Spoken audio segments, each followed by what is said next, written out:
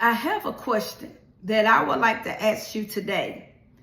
You're alive, but are you living? Yes, you are alive, but are you living? And somebody may say, what do you mean? Well, I want you to think about your life. And I want you to think about areas in your life. And I want you to honestly think about the areas in your physical life, your spiritual life, your mental life. I want you to think about your financial life. And are you at an area in your life where you can honestly overall look at your life and say that you are growing? Or are you at a standstill? And could you be one of those people that, to be real about it, you may not be physically dead, but you're mentally dead, you're spiritually dead, you're financially dead? Could that very well be you? The only thing is you just still walking around. And could it be because your life, and it's just that it's no growth in your life? And if to be honest about it, you're really not trying to do any better in your life, because it gets to a point that we all have to look in that mirror, men and women alike, and everybody has to do a self-examination about their lives. And everybody has to be real within themselves and ask themselves, what am I doing? Am I growing? Am I growing to be the person that the Lord has called me to be? Am I growing, or am I just at a standstill and I don't have any growth in my life? And when you're not growing, you're pretty much just there and you're dying on the inside. And could that very well be you? See, could you be one of those people that the reality of the matter is you're in your 40s, you're in your 50s, you're in your 60s, and to tell the truth about it, you've been struggling ever since it seems like you've been in this world. Do you truly think that that's what the Lord wants for you? I want you to think about it now. You've been one of those people that since you've been in your 20s, you've been struggling. Your 30s, your 40s, your 50s, and you're still struggling financially. Now, do you ever get in that mirror and say, Lord, what is it that I need to do in order to do better?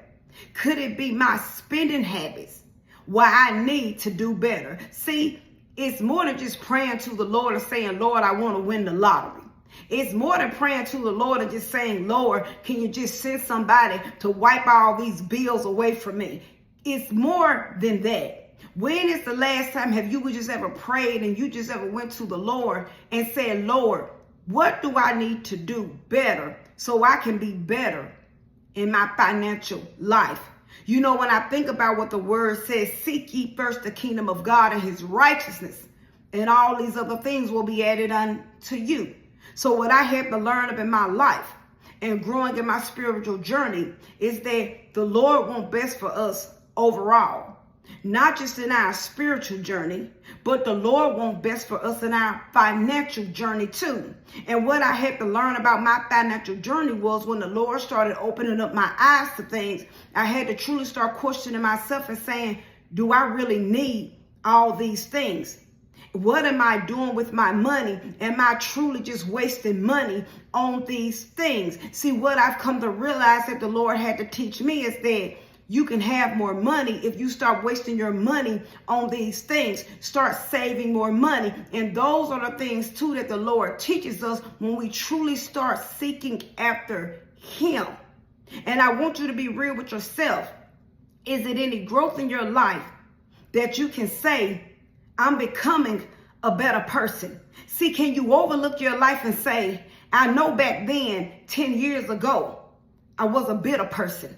But now I can say 20 years now, I'm a better person. Or to be real about it, could you be one of those people that you can say you was bitter back then and you bitter now? See, believe it or not, you got some people that was bitter in their 20s and they're bitter in their 60s. They was angry in their 20s and they're angry in their 60s. I want you to think about it now. Could that very well be you? They was full of hate in their 20s and they're full of hate in their 60s and their 70s. And my friend, you are not growing. You've been complaining in your 20s. Now you complaining in your 40s. Could that very well be you? See, are you one of those people? You've been complaining your whole life and you're not growing. You're at a standstill in your life. You've been full of hate back then. You're full of hate now. You was a bad cusser back then. You a bad cusser now. You've been sleeping around with other people, husband and wives back then, and you're still doing it now. So at what point in your life do you say, I need to grow? You need to go to the Lord. You need to seek the Lord and say, Lord, there's some things in my life I need to let go because it's time for me to grow. Yes, physically, you are alive, physically, but you're dead spiritually. You're dead mentally. You're dead financially in your life. You feel dead and you just walking around like the walking dead. Your life is like a roller coaster. Your life is like a maze. You're like a little hamster on that wheel. You just going around and around and around, and you're not moving forward in life. And therefore, yes, you are alive, but you feel dead. Could that very well be you? The Lord has plans for you, things that he has for you to do. Can you truly say that you know what your plans is? Can you truly say that you know what it is that the Lord has called you to do while the breath is in your body? Can you truly say that on today? Can you truly say that on a day that you know that the Lord has a calling on your life and you have done the things that the Lord has called you to do? Can you truly say that? Are you still at a place and you still at a point in your life where you just still sitting still and you don't know what to do, and time is passing you by and you're just wasting away? It's today that you need to go to the Lord and you need to seek the Lord so you can start living a life that's pleasing to the Lord. Do you truly think that the Lord, doesn't mean that we may not struggle here and there, but do you truly feel like the Lord placed you here to struggle until the day you die? I want you to think about it now. Do you truly think that? Do you truly think the Lord placed you here on this earth so you can struggle until the day you die? Or do you need to be real about it and get in the mirror and say, what do I need to do better to get myself out of this situation? Lord, what is it that I need to do so I can quit struggling? Maybe you need to stop trying to keep up with the Jones. Maybe you need to stop trying to take all these trips that you know you can't afford to take. Instead of trying to take 5 or 6 or 10 trips out the year, won't you be content with saying, you know what? If my finances are not the way I need, it's okay for me to take 1 trip out the year. And if my finances isn't the way I need them to be, it's okay if I'm not allowed to take a trip this year. See, a lot of us will sit up here and spin ourselves to the point that we're struggling at home. Could that very well be you? See, when every time you live in paycheck to paycheck, because you're trying to keep up, you're not good with your money, you're not a good steward with your money. Are you growing in the areas with your money? When you think about your marriage, when you think about your life, can you truly say that you have grown to be a better husband or a better wife? Or when you truly overlook your life, you can honestly say that you haven't grown to become a better husband or a better wife? What about being a better mother or a better father? Yeah, maybe you didn't know when you had the first child and you messed up. But are you still doing the same thing with your second child and your third child? Are you still doing any kind of way? Are you still treating your kids any kind of way? I want you to think about it now. Think about your life. In the areas of your life, are you growing or are you still at a standstill, being the same? It's nothing different about your life. You was bitter back then, you're bitter now. You've been nasty back then, you're still nasty now. You was complaining back then, you still complaining now. You was harboring unforgiveness in your heart back then, and you're still doing it now. You can't let go of anything back then, and you can't let go of it now. I want you to think about it now. You've been cheating back then, you're still cheating now. You've been cussing back then, you're still cussing now. Could that very well be you? It's nothing different about your life. And yes, you are alive. You're alive, but you're truly dead. And you are alive, but are you living? And when you're not growing to become a better person, are you truly living? I want you to think about it. Are you truly living? Yes, you are alive, but are you living? At what point do you look in the mirror? Because you've been pointing fingers at everybody else back then, and you still pointing fingers at everybody else now. You've been blaming your mama for everything back then, and you still blaming mama for everything right now. It's everybody else's fault. It's the job fault. It's your kids' fault. You've been blaming everybody back then, and guess what? You blaming everybody else right now. At what point do you look in the mirror and say, you know what? It just might be me. Lord, help me to be a better me. I want you to think about your life and the areas of your life. And can you truly say that you are growing? Or are you at a standstill in your life? See, we know back then you was going them same old places you had no business going.